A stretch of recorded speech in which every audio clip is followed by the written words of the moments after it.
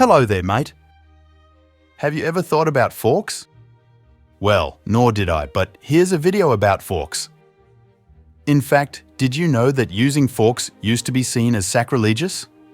In other words, a tool of the devil.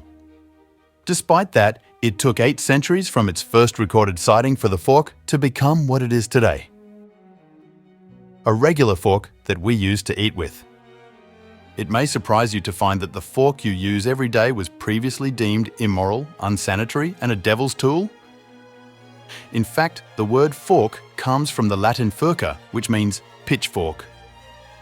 The ruling classes in the Middle East and the Byzantine Empire were the first to utilize dining forks. When Maria Argyropolina, the emperor's niece, married the son of the Doge of Venice in 1004 Common Era, the utensils migrated west. Maria carried a little case of 2-pronged golden forks to Italy, which she utilized during her wedding reception. The Venetians, who were used to eating with their hands, were astonished. And when Maria died 2 years later of the plague, Saint Peter Damian declared it was God's punishment. Nor did she deign to touch her food with her fingers, but would command her eunuchs to cut it up into small pieces, which she would impale on a certain golden instrument with 2 prongs and thus carry to her mouth. This woman's vanity was hateful to Almighty God, and so, unmistakably, did he take his revenge. St. Peter Damian thereby closed the book on the fork in Europe for the next 400 years. For the following several centuries, most Europeans ate their soupy stews with spoons or stabbed meat dishes with knives. Many people, even aristocratic families, preferred to eat with their hands. Hand washing was a ritualized element of the meal, and it was actually a fairly civilized procedure.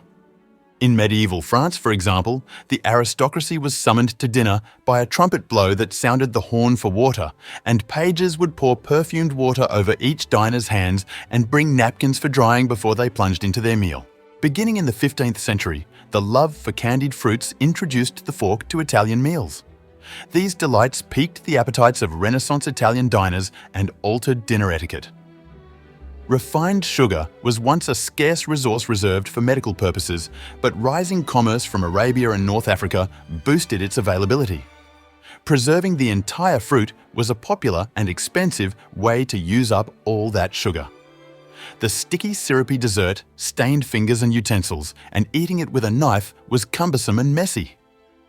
What is the solution? The fork. As it turned, there were more sweet tooths than there were forks to go around. It was customary for a guest to clean the utensil before transferring it to the next person. The device gradually gained acceptability throughout Italy, and by the 15th century, using a fork had become a sign of good manners rather than an instrument of the devil. The rest of Europe would have to wait another 100 years and another royal marriage in order to catch on.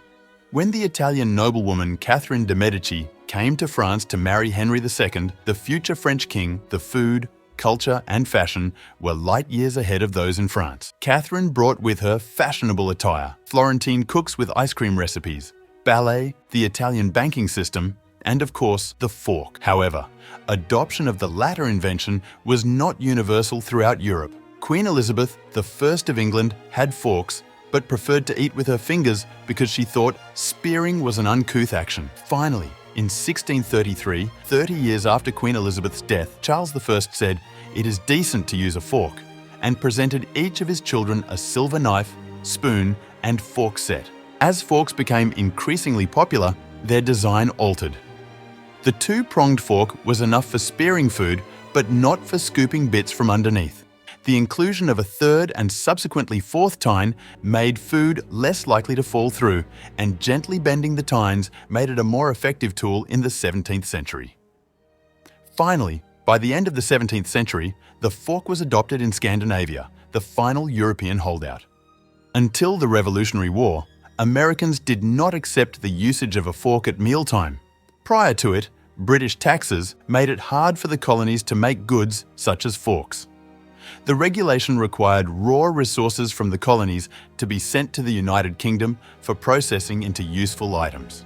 Purchasing British-made forks was an unnecessary cost and pleasure for colonial colonists. It took 8 centuries from its first known sighting for the fork to become widely used at Western meals. Once it was adopted, no one embraced the utensil with the same zeal as the Victorians.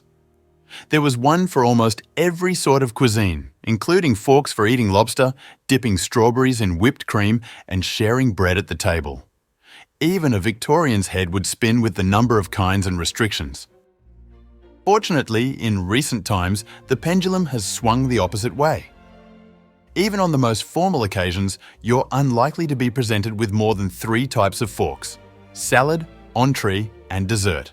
If you're perplexed by the selection of silverware during a more formal supper, take heart in the words of etiquette expert Emily Post. Manners are a sensitive awareness of the feelings of others. She wrote, If you have that awareness, you have good manners, no matter what fork you use.